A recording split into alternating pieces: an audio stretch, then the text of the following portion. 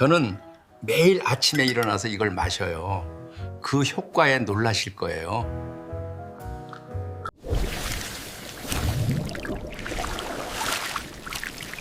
전문적인 이야기를 하기 전에 아주 짧은 질문 몇 가지만 드리고 싶습니다. 혹시 매일 아침 잠에서 깨자마자 바로 물을 마시는 습관이 있으신가요? 만약 고개를 끄덕이셨다면 지금부터 제가 말씀드릴 내용을 꼭 지나치지 말아주세요. 아픈 데는 전혀 없는데 검사 결과에서 신장 기능이 떨어졌다고 하네요.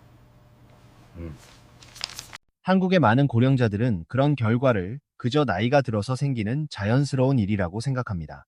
나이가 들면 약해지는 게 당연하고 잠이 줄고 소변을 자주 보는 것도 다들 그렇다라고 넘겨버립니다. 하지만 서울의 한 대학병원 신장내과에서 30년 넘게 일해오면서 저는 그보다 훨씬 더 걱정스러운 사실을 깨닫게 되었습니다. 아침 소변에서 예전과는 다른 유난히 강한 냄새가 나요. 유난히 짙고 무거운 냄새가 난다고 느낀 적이 있습니까? 국내 대형 병원들의 장기 임상 추적 자료에 따르면 60살이 넘은 사람들 가운데 절반 이상이 자신도 모르는 사이에 신장 기능 저하의 징후를 보이고 있습니다. 더 위험한 점은 신장은 매우 조용한 장기라는 사실입니다. 뚜렷한 증상이 느껴질 때는 이미 손상이 상당히 진행된 뒤인 경우가 많습니다. 알레르기도 아는데 피부가 계속 건조하고 은근히 가려워요. 알레르기가 없는데도 피부가 건조하고 은근히 가렵다고 느끼신 적이 있습니까? 하지만 아직은 좋은 소식도 있습니다. 많은 경우에서 조금만 더 일찍 알아차리고 기본적인 생활 습관을 제대로 바꾸기만 해도 이러한 기능 저하는 눈에 띄게 늦출 수 있고 수년간 안정적으로 유지되는 경우도 적지 않습니다. 그래서 오늘은 제가 몇 년 전 직접 만났던 한 남성의 이야기를 들려드리고자 합니다. 한 곳은 없어요. 그냥 요즘 좀 더 피곤하고 다리가 무겁고 밤에 물을 많이 마셔서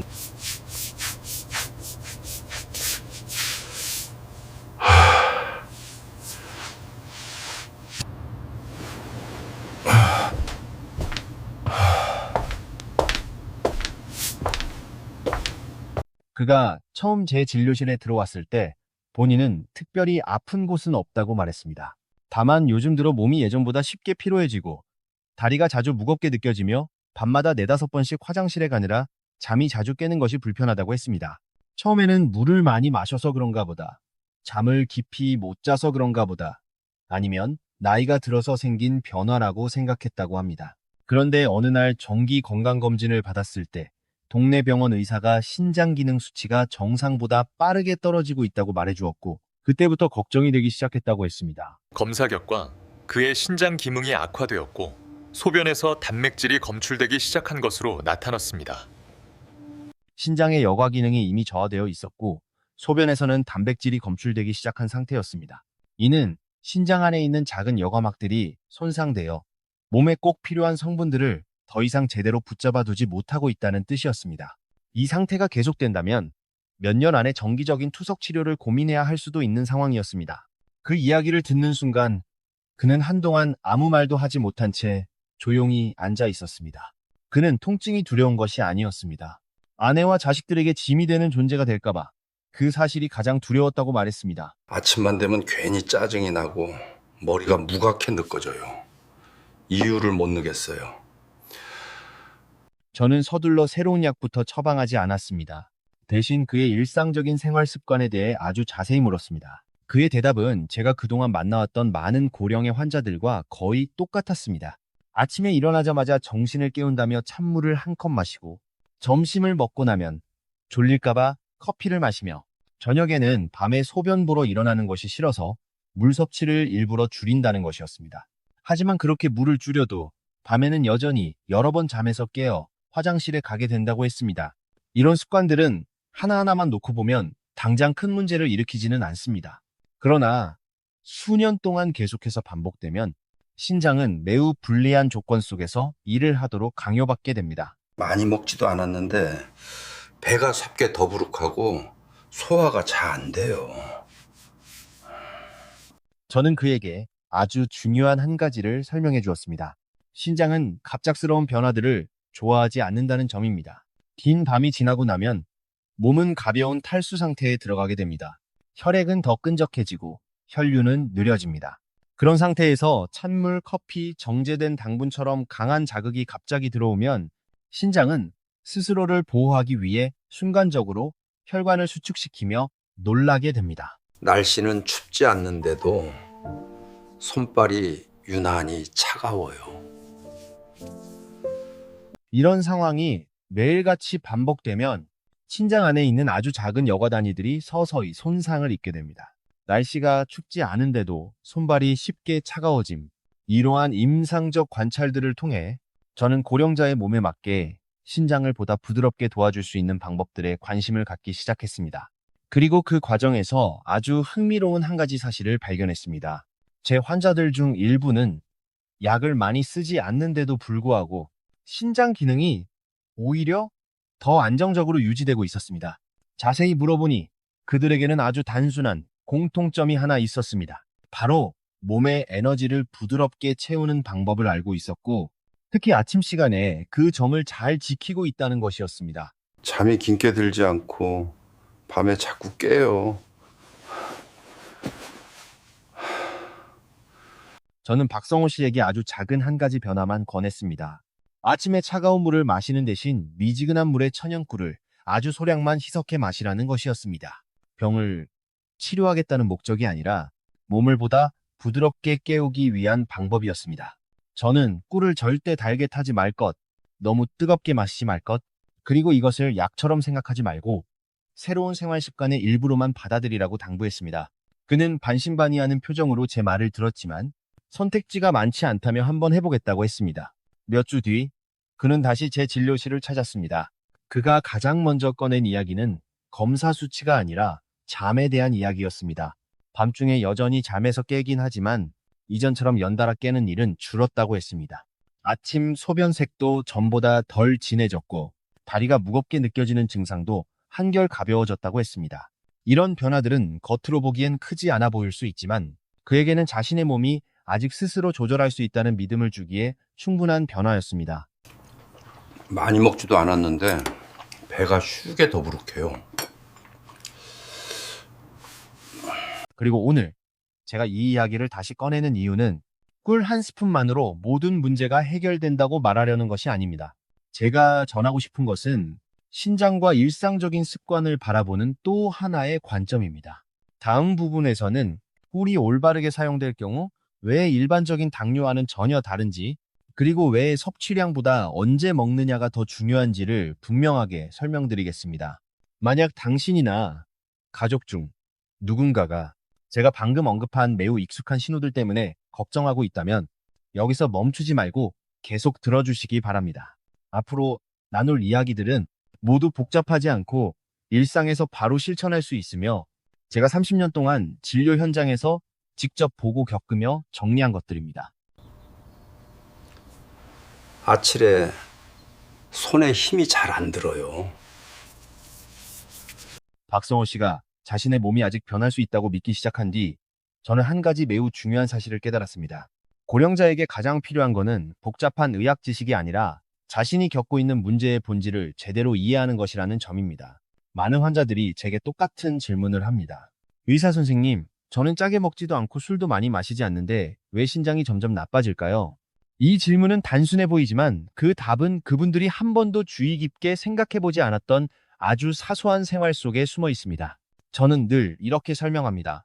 신장은 하루아침에 망가지는 장기가 아닙니다. 오래된 기계가 불리한 환경에서 계속 돌아가면 서서히 닳아가듯이 신장도 조금씩 지치고 마모됩니다. 그 중에서도 가장 불리한 조건 중 하나가 바로 에너지를 섭취하는 방식입니다. 한국의 고령자들에게는 공통적인 특징이 하나 있습니다. 배고픈 것은 두려워하지만 단맛은 해롭다고 생각해 피한다는 점입니다. 아침에는 배가 고프지 않다고 식사를 거르고 점심에는 한꺼번에 많이 먹습니다. 단 것은 건강에 나쁘다고 피하면서도 커피나 음료수, 가공식품은 별 생각 없이 섭취합니다. 하지만 이런 것들이 오히려 신장에 훨씬 큰 부담을 준다는 사실은 잘 알지 못합니다. 저는 신장에 가장 부담이 되는 것이 약간의 자연스러운 단맛이 아니라 혈당의 급격한 변동과 눈에 띄지 않는 탈수 상태라고 설명합니다. 혈당이 빠르게 오르고 다시 급하게 떨어지면 신장은 이를 조절하느라 2배로 일을 하게 됩니다.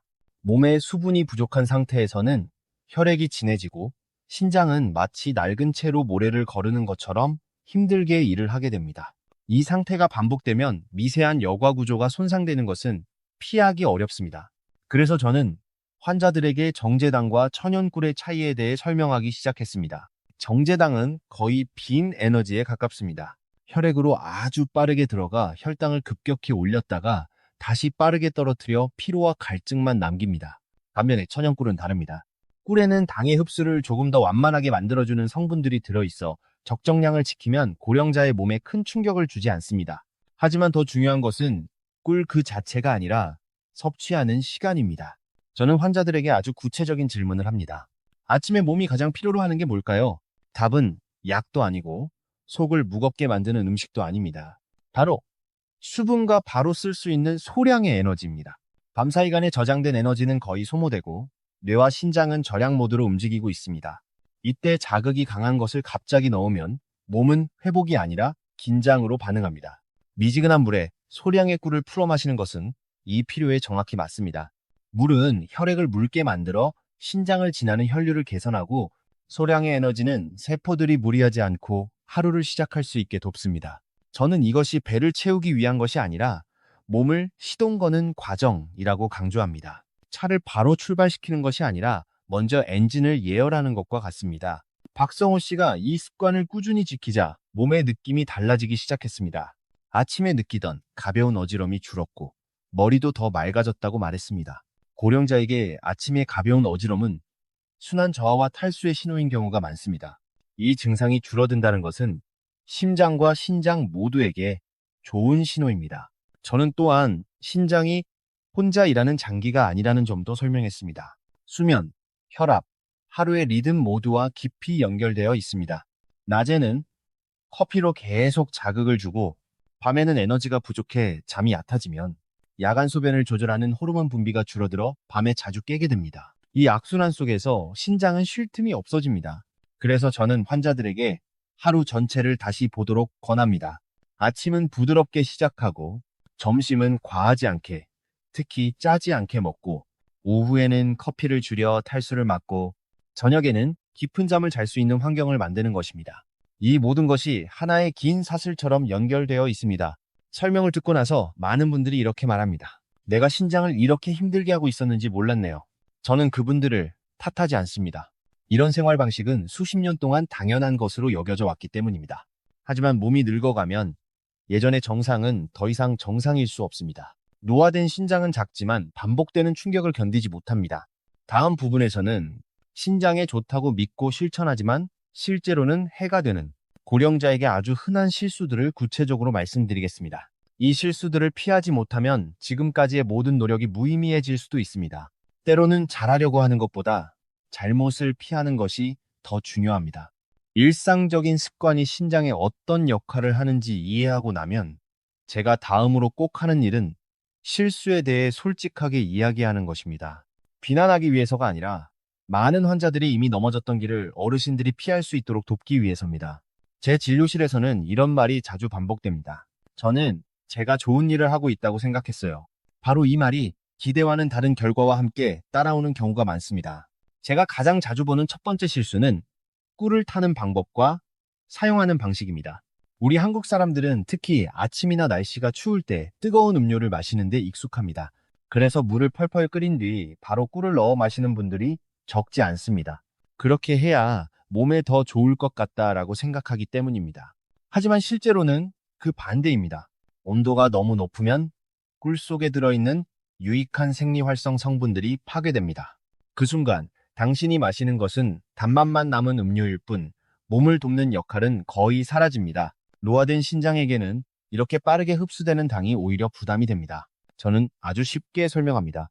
컵을 손으로 만졌을 때 뜨겁다고 느껴진다면 그 물은 이미 꿀을 타기에 적절하지 않습니다. 물은 그저 편안하게 마실 수 있을 정도로만 따뜻하면 됩니다. 목적은 몸을 데우는 것이 아니라 수분과 에너지를 부드럽게 받아들이게 하는 데 있습니다. 이 점을 이해하고 나서야 많은 환자들이 왜 예전에 꿀을 마셔도 몸이 편해지지 않았는지를 깨닫게 됩니다. 두 번째 실수는 양을 너무 많이 쓰는 것입니다. 꿀이 신장에 좋다고 들으면 더 많이 먹을수록 효과가 빠를 거라고 생각하는 분들이 있습니다. 제 환자 중에는 하루에 큰 숟가락으로 3, 4스푼씩 아주 진하게 타서 드시던 분도 있었습니다. 처음에는 피로가 좀 덜한 것처럼 느껴지지만 얼마 지나지 않아 혈당이 크게 흔들리고 몸이 다시 무거워집니다. 이미 약해진 신장은 과도한 당을 처리하느라 더 힘들어집니다. 저는 이종호라는 한 어르신이 특히 기억에 남습니다. 원래 혈당이 약간 높은 정도였는데 꿀을 과하게 사용한 몇 달 뒤 수치가 눈에 띄게 올라갔습니다. 제가 하루에 작은 숟가락 한 스푼으로 줄이도록 권한 뒤에야 상황이 서서히 안정되었습니다. 고령자에게는 많음보다 적당함이 항상 더 중요합니다. 신장은 보양을 원하지 않습니다. 그저 과로하지 않기를 바랄 뿐입니다. 세 번째 실수이자 가장 위험한 실수는 출처가 불분명한 꿀을 사용하는 것입니다. 요즘 시장에는 꿀이라고 불리지만 실제로는 설탕으로 키운 꿀이거나 시럽을 섞은 제품이 많습니다. 이런 제품들은 천연 항산화 성분이 거의 없습니다. 몸에 들어오면 정제당과 다를 바 없이 작용해 혈액을 더 끈적하게 만들고 신장 결석 위험을 높입니다. 저는 꿀을 꾸준히 먹는데도 신장 기능이 빠르게 나빠지는 환자를 만난 적이 있습니다. 제품을 확인해보니 값이 싸고 출처가 불분명한 꿀이었습니다. 신뢰할 수 있는 곳에 진짜 꿀로 바꾸고 양을 줄인 뒤에야 상태가 점차 안정되었습니다. 그래서 저는 늘 강조합니다. 이미 쓰기로 했다면 조금 비싸더라도 제대로 된 것을 쓰는 편이 낫습니다. 잘못된 것을 쓰고 건강으로 값을 치르는 것보다는 훨씬 안전합니다. 실수를 피하는 것과 함께 저는 신장을 조금 더 도울 수 있는 간단한 조합도 환자들에게 알려드립니다. 아주 소량의 레몬이나 발효 식초처럼 자연스러운 신맛은 소변 속 미네랄 결정 형성을 줄이는데 도움이 될 수 있습니다. 몸이 참 편인 분들에게는 소량의 계피가 혈액 순환을 돕는 경우도 있습니다. 하지만 저는 항상 분명히 말합니다. 이것들은 필수가 아닙니다. 가장 중요한 것은 자신의 몸 반응을 살피는 것입니다. 모든 사람이 같은 방식에 맞을 수는 없습니다. 어떤 사람은 꿀을 먹고 편안해지지만 어떤 사람은 그렇지 않을 수도 있습니다. 특히 여러 기저질환을 가진 고령자에게 이런 차이는 매우 자연스러운 일입니다. 제가 강조하고 싶은 것은 좋은 습관을 딱딱한 의무로 만들지 말라는 점입니다. 마셨을 때 몸이 무겁고 불편하다면 그것은 멈추고 다시 생각해보라는 신호입니다. 마지막 부분에서는 꿀을 반드시 조심해야 하거나 사용하지 말아야 할 경우에 대해 말씀드리고 아주 작은 변화로 삶이 달라진 한 사람의 실제 이야기를 들려드리겠습니다. 이 부분이 중요한 이유는 자신의 한계를 정확히 아는 것이 불필요한 위험을 피하게 해주고 앞으로 남은 시간 동안 신장과 가장 안전하게 동행할 수 있는 길을 선택하게 해주기 때문입니다. 마무리하기 전에 저는 항상 한 가지를 분명히 짚고 넘어갑니다. 어르신에게는 시작을 잘하는 것보다 멈출 줄 아는 것이 때로는 더 중요하다는 점입니다. 아무리 소량이라 해도 모든 사람이 꿀에 적합한 것은 아닙니다. 수십 년간 진료를 하면서 저는 선의에서 시작했지만 자신의 상태를 제대로 알지 못해 원치 않는 결과로 이어진 경우들을 적지 않게 보아왔습니다. 특히 신부전이 상당히 진행된 분들, 의사로부터 칼륨 섭취 제한을 받았거나 이미 정기적으로 투석을 받고 있는 분들은 각별한 주의가 필요합니다. 천연꿀에도 칼륨이 들어 있습니다. 건강한 사람이나 신장 기능이 경미하게 저하된 경우에는 큰 문제가 되지 않지만 신장 기능이 매우 떨어진 상태에서는 칼륨이 혈액에 축적되어 위험한 부정맥을 일으킬 수 있습니다. 이런 경우 의료진과 상의 없이 꿀을 임의로 사용하는 것은 이득보다 위험이 더 클 수 있습니다. 또 하나, 제가 특히 강조하는 대상은 혈당 조절이 잘 되지 않는 분들입니다. 꿀은 정제당보다 흡수가 느리지만 어디까지나 당분입니다. 혈당이 자주 높게 유지되면 신장 안의 작은 혈관들이 지속적으로 손상됩니다. 이 상태에서 꿀을 생활 속에 추가하면 상황이 더 복잡해질 수 있습니다. 이런 분들에게 가장 우선되는 것은 꿀이 아니라 혈당을 안정적으로 관리하고 기존 치료를 잘 따르는 것입니다. 또 한 가지, 가족들에게 늘 당부하는 점이 있습니다. 1살 미만의 아이에게는 절대 꿀을 먹이지 말아야 합니다. 이 이야기는 고령자의 신장과 직접적인 관련은 없지만 한국에서는 손주가 기침을 하거나 기운이 없을 때 꿀을 먹이는 어르신들이 많기 때문입니다. 어린아이의 소화기관은 아직 완전히 발달하지 않았고 꿀은 심각한 위험을 일으킬 수 있습니다. 사랑도 이해와 지식이 함께하지 않으면 위험이 될 수 있습니다. 이 모든 점을 분명히 한 뒤 저는 다시 박성호 어르신의 이야기로 돌아가고 싶습니다. 거의 1년 동안 생활 습관을 바꾼 후 그는 완전히 건강한 사람이 된 것은 아니었습니다. 하지만 미래를 생각할 때마다 느끼던 두려움 속에서 살지는 않게 되었습니다. 신장 수치는 비교적 안정되었고 잠도 더 잘 자게 되었으며 무엇보다 자신의 몸에 대해 여전히 주도권을 가지고 있다는 느낌을 되찾았습니다. 저는 고령자에게 가장 소중한 것이 완치라는 약속이 아니라 자신의 삶을 스스로 조절할 수 있다는 감각이라고 믿습니다. 작은 변화라도 방향이 옳고 꾸준하다면 우리가 생각하는 것보다 훨씬 큰 차이를 만들어낼 수 있습니다. 오늘부터 조금 더 자신의 몸의 신호에 귀 기울이고 그 한계를 존중하기 시작한다면 그 자체가 이미 신장과 안전하고 오래 동행하기 위한 첫걸음입니다.